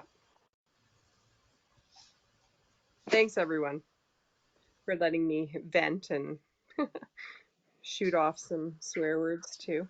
You're not alone in this struggle of this. Yeah. Absolutely not. That's something, and just dealing with like, you know, concerns about someone going to think I'm lazy and stuff. And you just, no, you have to just worry about yourself. I'm And the if one they, who thinks that I'm lazy though. That's the right, problem. because you're comparing yourself to your prayer before MS self, and you're Yeah. gonna fail you can't. You have to learn to let go and go. That part of my life was amazing, but I'm not that person. I'm different, and I have all these. It's a new opportunity, like a new thing, and I know a lot of us with MS, I would say, or kind of like type A, like we were just worked hard, play hard, like go, go, go. And so what's this rest stuff? The people, Yeah. the mentality of I'll rest when I'm dead kind of thing, like we can't do that. We don't have an energy reserve and Yeah. it takes forever to recharge. We have that faulty battery that every day you wake up and you're at 25% and you're like, Mhm. crap, how am I going to get through the whole day with 25%? It makes me think of the old cell phones. Like I'm thinking like 10, 15 years ago before we all Giant had ones. well, not the giant ones, but maybe the flip phone type where like Oh, you forgot to charge it and you only have one charger. It's not like now where everyone has like 20 chargers. And so right. you go to work and you're like, crap, I forgot to charge my phone. And so you're not like checking anything on your phone. It's always off. You're just trying to get through the day with the juice. And that's what MS feels like. Like what's the extraneous I can cut out of my life and just focus on what really I need, not exactly want, but what I need to do. And then, just rearranging things. Like, do I really have to do all this stuff for Christmas? Can I spread it out throughout the year? You know, why Yeah. am I putting that stress on myself? Do I have to cook dinner tonight? Can I just pull out Yeah. something even though I wanted to? Mhm. And also, I just for me because I have primary progressive and I've only been diagnosed 4 years and it's rapid. It's very rapid. A week doesn't go by when I don't notice what's going on with me and I'm losing function. And now I lost my train of thought. Oh, but I would check in with myself. Am I depressed? Because I think that's what when you stay in bed, it means you're depressed. And actually it's why I found AnCan because my doctor was like it's coming up on 2 years in February. You know, I hope you don't take it the wrong way, but do you want to look at having an antidepressant? And I said, I don't. People who are depressed don't spend the time that I spend I eat late, but I break my fast. Don't spend that much time thinking about what they want to eat and making sure they have it. That's not a depressed person. A depressed person doesn't have the enthusiasm for things that I have, even if I'm tired. So, no, I'm not going to take antidepressants because I have this fucked up disease. I hate this fucking disease. I have this fucked up disease and I have no options. That's not what I have to do. But I check in with myself. Am I depressed or is it just fatigue? I will add on to that if you don't have an outlet with dealing with MS, I'm gonna butcher Dr. Edith Eiger. What she says if you don't express it is depression. I'm totally butchering her saying. She has this great little one-liner butchering it, but essentially she's saying if you're not having a way to express what you're feeling and going through, it's just gonna be inside of you and be very toxic and destroy you from within. She's a Holocaust survivor. She's a psychologist. She knows a little bit more than I do, but I just thought that was brilliant because she's like, I want to talk. She didn't talk about the Holocaust for like I don't know 30 years or so, and then she realized, oh, this is not good. I need to start working through it. So anyway, Well, but this has been a really good conversation, but here on the Eastern, it's 10:15, so I'm gonna call it for the night. But I'm afraid if I hit leave, I won't close everything, will I? no. Do you want me to kick you out instead? Yeah, why don't you kick me out? It's been lovely talking. We'll see you in 2 weeks for our group on the Yep. 24th. And you're going to stop recording? No, we're going to keep because we still have one person to go. So bye, Jennifer. All right. Bye. Have a good night. Thank you, Bye. Jennifer. No. All right. Good night. Yes. Okay. Excuse Jennifer. Okay, let's get to Christy. Christy still had want to talk to about something tonight. Yes, you moved all my screens. I had to find you. When I'm in the Jennifer same left. spot on my screen. No, I was just wanting to talk about, I had the Baclofen put in. It's been quite the experience. Not all good for the first, I would say, 8 days. I was dealing with a migraine, a very bad migraine, and I was bedbound for 9 days. Ended up in the ER, like I told you. Um, and I had to take an ambulance because I couldn't even move. And, you know, I have our bedroom on the second floor. So that would have meant that my husband would have had to get me to my wheelchair, then safely onto the stair lift and down the stairs and then into my other wheelchair and then down the ramp and then loaded in the car. It was just, it would have been an impossible situation. So we had to call an ambulance because I was in horrible pain with a migraine and also my body was just hurting. Um, so I dealt with that and then I had my infusion and I had a little bit of a turnaround starting yesterday. Um, Yesterday and today are 2 days that I haven't had a throbbing headache, and I've been able to sit up. As you can see, I'm leaning forward because my body is going floppy right now. Literally, I cannot lift my right foot, and I can't really lift myself. My torso is floppy. If I sit back too much, I will fall backwards. I'm that floppy. And it's just a matter of adjusting my medications. Because right now they're taking me off of all my muscle relaxers and we're titrating down those to get me weaned off of those.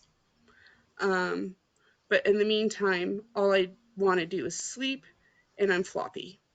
It's like, can I find this happy medium? I spoke with Tracy, that's Kim's friend.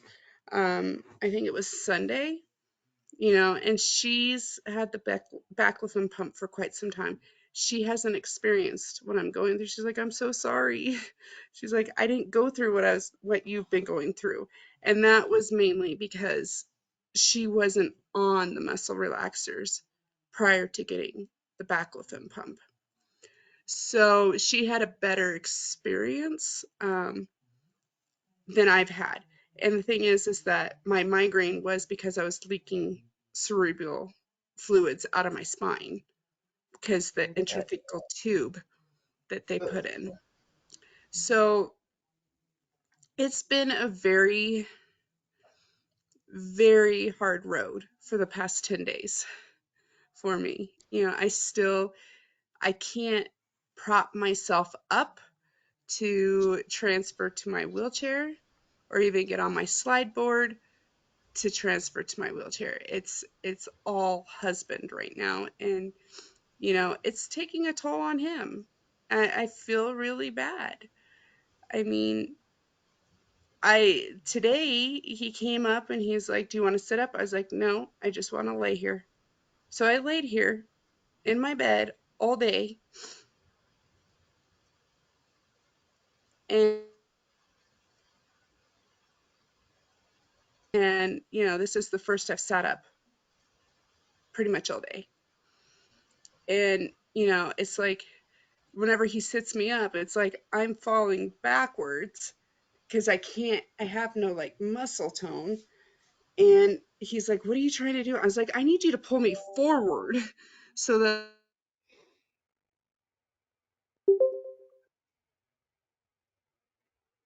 Oh, darn. that was We weird." lost you. Oh, you back, Christy? Yeah. All I right. don't know You were falling back and then we lost you, so continue on. so he's had to help me straighten up every day that I've sat up. And then I have to lean forward because if I sit up straight too much, then the floppiness comes in and I start falling backwards and I have to grab something to pull myself forward. So that's why I've been leaning forward pretty much the entire meeting because I know that if I sit up straight for too long, then my muscle tone will throw me backwards. I've been And I sitting thought like you were this. just super interested in everything we were saying. Yeah. She was so engaged. I'm always interested, Well, but you just reminded me that I'm doing that because I don't have muscle tone on the right side. mm, How's it working, like as far as the spasticity and the pain, though? That's the question that I have. the spasticity is a lot better. I have physical therapy tomorrow. I start my physical therapy tomorrow. Um, so I can start building my tone back in my muscles. Um, and so it'll be nice to have some physical therapy to start building that tone, but I'm still getting spasms. They're not as bad, and they're not as frequent. I think I can count maybe 4 or 5 spasms since my surgery. And so it's been super nice. I mean, as before previous meetings, I used to turn off the video because I was having spasms so bad, and I had spasm face. So I didn't want everybody to see that. So I'd turn off video so you'd see me dip out for a while because I was having spasms. Um, and I the only time I really get spasms is when um, my spasticity, I'm stretching out my leg. And my leg hasn't been stretched out in so long, so it's causing spasms. So that's something I'm really looking forward to with my physical therapy tomorrow, is Good. to get some exercises in to start stretching out my legs that have been spastic for over a year. Mm. So but it's still going to be a process with adjusting my pump and uh, adjusting my pump and also adjusting my oral medications. So it's going to be a lot of ups and downs over the next like probably month until everything gets leveled out. So I mean, it's come to the point where I'm like, I traded one thing for another. So yeah, I'm not having spasms, but I also traded like now I'm floppy and I have migraines and it's like is it worth it? I haven't hit the it's worth it stage yet because everything's still trying to balance out. And So I'm Christy, to be honest, like you might still just be recovering from your whole hospital and migraine situation.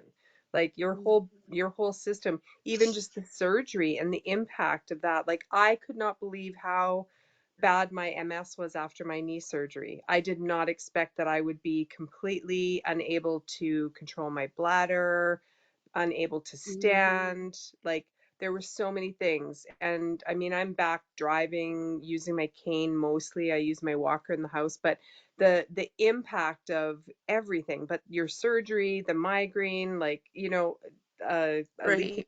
CSF, all that stuff, like you're still recovering from that. So I don't know if I don't know if you can really do a like which is better or worse, or I'm not far enough back away, Right. like your balance yet. I don't think you can measure yet.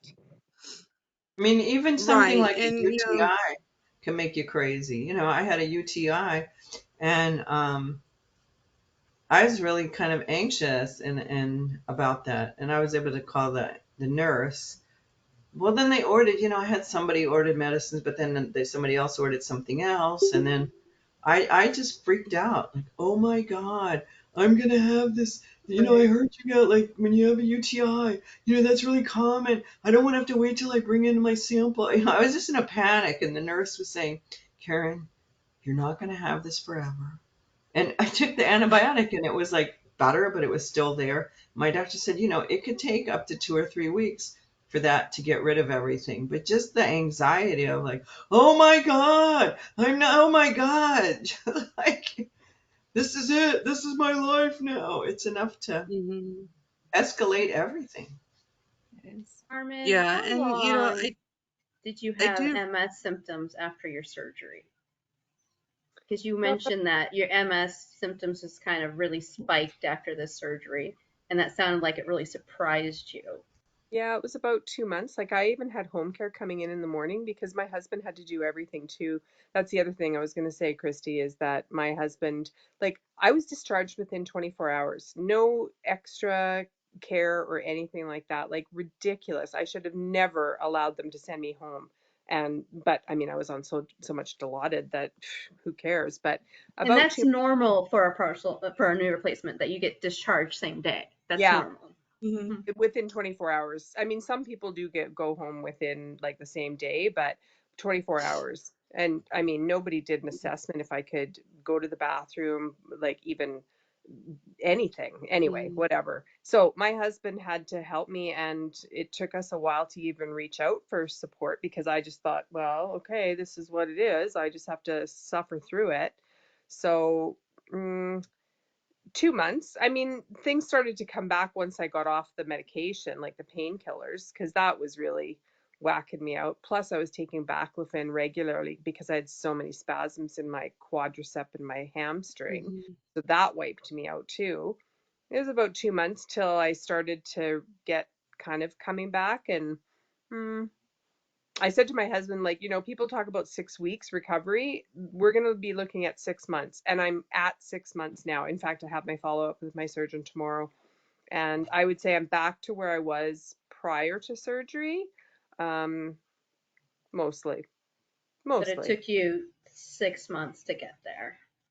It took me probably a good 4 months to get back to, and then I had to build up my stamina again. So the last 2 months has been kind of building up my leg strength and stamina again. Yeah. Right. Yeah. And I think It that's takes something. way longer than we think. Yeah, I think that's something you have to be really gentle on yourself, Christy, is that you've had spasms for like at least a good year now. That PT and getting your strength back is going to be probably that will not feel good, and it'll be Yeah. painful, and it'll probably be way slower. Everyone thinks they recover like this, and we Right. heal really slow. And then with MS, we're Yeah. just we're just a little longer. Like my family that had COVID, within a week they were like back on to doing fine, and here I am, like not until like 2.5 weeks. I'm like, oh, I'm starting to feel like a little lifted from it. And it's like, why Yeah. does it take? Well, it's because I'm on a immune suppressant drug, and Mm. so just be gentle on yourself. It's gonna Yeah. be Don't lots of overdo it. Like, listen to growing, what we're lots of supposed to talk yeah, about. what Andrea and Carmen were talking about. Listen to your body. If Yeah. your PT person is pushing you too far, you're like, whoa, whoa, whoa. I haven't used these things for over a year, people. No, Yeah. we're nice and slow. And if Right. you need to do home health like Carmen did, I think it would be great. Especially, you don't want to give Steve an injury, when you're, you know, Yeah. being like Mhm. essentially kind of dead weight right now because you have no ability to move your leg. You know what I mean? I would call Yeah. up your Right. primary and go, what, can we do home health? Like, I'm going to throw my husband's back out here within a week? Do you have a pole? I was going to ask you, do you have a pole, like a standing pole? It's Oh my gosh, no, I have to it's show you too guys. cold in Colorado. Well, I was pole, I thought you said a pool.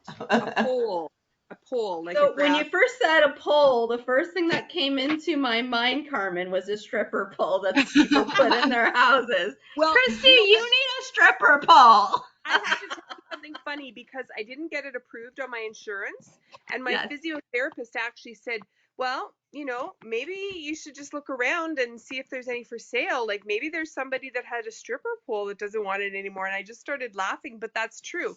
Anyway, like a grab bar pole, and this is just in my bedroom right now. Uh, it's so handy because I can actually stand up straight and use this. Like this can be adjusted. Like it's so handy. So I don't know if it's something that you might be able to look at, but that has been super helpful. The minute I got that, then I was actually able to start to stand on my own without needing to use my husband so much. Was that Right. from the knee surgery, not from your MS? No, it was an assessment by an occupational therapist after my knee surgery, but it was a combination of everything. Like Yeah, and it's you spend the 1 week in bed, you've already lost a lot of. I didn't go out. Yep. I was home from December 30th until yesterday. I hadn't gone out, and I could feel, oh, that's not. I had a lot of online activities, but Mm-hmm. it's not good. I saw a Mm. pole like that. I was at the Salvation Army, and they were selling that pole, and I'm like, do I need that? No, I don't. Oh, I didn't get oh, it. if you get one for cheap, then do it. Yeah. And I'll just quickly show you the maybe I should just switch my camera around. Hang on. Like it has a brace. So you can Mm. install it on any regular ceiling, They said even if you have like the popcorn kind of ceiling, well, we do have a little bit of popcorn ceilings on there, but they just put that brace on and it works really well. Here, gotta switch I myself mean, around you were again. in bed this whole meeting? I have been in bed with heating pads on and taking it easy. This Yeah, whole Love meeting. You're it. so lazy. I know. Love it. No, stand up to me now. No, I see that's your test. Like, stand But up we to haven't me. It's had dinner yet, so I do have to get going. My poor husband is probably starving at this point, but it's just When been so Karen great. first started coming on, I was always laying down every meeting, like almost laying completely down. Like my head was just elevated a little bit. And double chin, no one cares. No one cares. Yeah. Well, I almost started this meeting laying down, but I knew it would be good for me to sit up because then, you know, I would be hurting all night because I didn't adjust my body. This is a long time to be sitting, though, if you haven't really been sitting much, hey? It's a huge workout if you don't have the muscle tone. It's a Yeah. huge workout. Right. Yeah, and well, the I'm very proud of myself that before the meeting I decided to take my pajama bottoms off and put on something else that pretty much looks like it still looks like that, but I'm just I don't know, just leggings when I We went. are still recording, Karen, so Okay, I'm don't not go putting on too dress, crazy. just like leggings, and I'm like, yeah, I just to know we were talking about stripper poles earlier. put my mental Crazy. just to put like my mental and when I have talk therapy with my therapist, I always, because she's like, I'm not doing therapy with people if they're laying in bed, but I always like brush my teeth and I put on clothes and just oh, I have an appointment. It's just Yep. A goal, like, to get yourself going a little bit, hey? I don't think I really apologize anymore when I'm like, I can't do, like, I'm just like, yo, I'm tired, I'm laying down, whatever. Maybe I do a little bit, but just like that's just, if you want to hang out with me, that's what we got to do. So, and I think that with time, you just get to that point where you're not like so self-conscious about it. I will go into any Zoom meeting, and like there's a meeting I've been doing with these people, and they're like, are we meeting in person or are we going online? And it's like, well, this is kind of late for me. I'd rather do it Zoom because then I can lay down and not feel as self-conscious if we were like everyone's sitting at a table and chairs and I'm laying on the ground. You know what I mean? But I'm just super open and honest. I'm like, look, that's like can we meet at this? I'm like, no, that's too late for me. That's a long day for me. Or I'm like, well, I'd rather do this so I can lay down when we do this. I'm like, okay. Yeah. And they just roll with it. And I just like, but you have to get to that point where you're just to the point, frank and honest, and be like, this is how it is. And because if you can't deal with it, then that's your loss. But I'm still going to do what I need to do. I'm not going to compromise because weird you out. And I've never been weirded out by someone laying down. I never like look down and go, well, that's weird. If you are going to eat in the meeting, though, please mute yourself so we don't hear the crunchy potato chips. That's all I ask. I don't care. My two things at the meeting is I don't want to see you naked or in using the bathroom. Like, Oh, you got or nervous. hear you. I know. Mute. Look how nervous you got with me. I didn't say I was No, naked. no, I'm just letting you know that we were still recording. So, Well, it was just, Anyway, I was I'm just gonna hearing the party something hasn't else. started yet. So. I'm gonna sign off. Good night. Thanks so Okay. much, you guys. I'll talk to you in Good 2 night, weeks. Carmen. Good luck with Great seeing your you. PT, everybody. All right. Thank you, Carmen. Bye. Bye-bye.